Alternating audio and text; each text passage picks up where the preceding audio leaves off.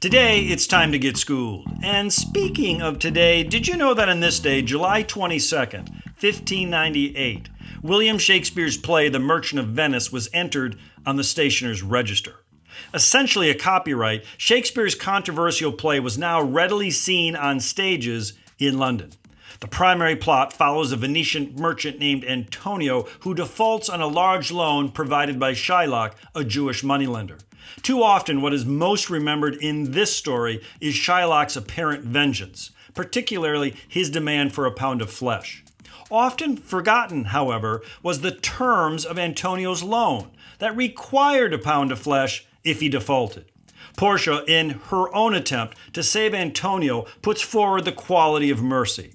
As a theme, Shakespeare's staging of mercy is as timely today as it was back in his time.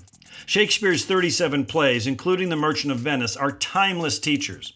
As Dr. Johnson wrote, Shakespeare's characters are the genuine progeny of our common humanity.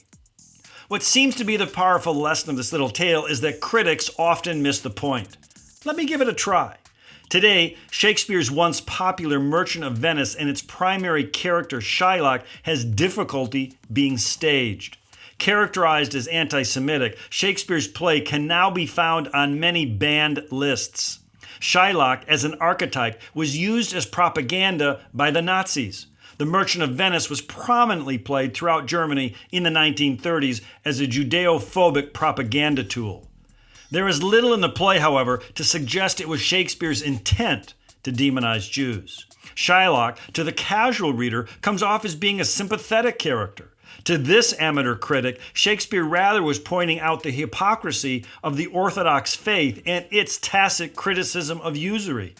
The primary theme of the play is an unrelenting greed, not by Shylock, but by everyone else. Tragically, a powerful Shakespearean message about hypocrisy and greed has lost its audience due to that nutty German kook who kidnapped the Merchant of Venice from us.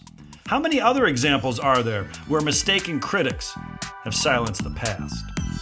Psst, it's Prologue with MR.REVIEW. It's a podcast that is actively digging tons of earth to find an ounce of gold, striving for a more perfect union.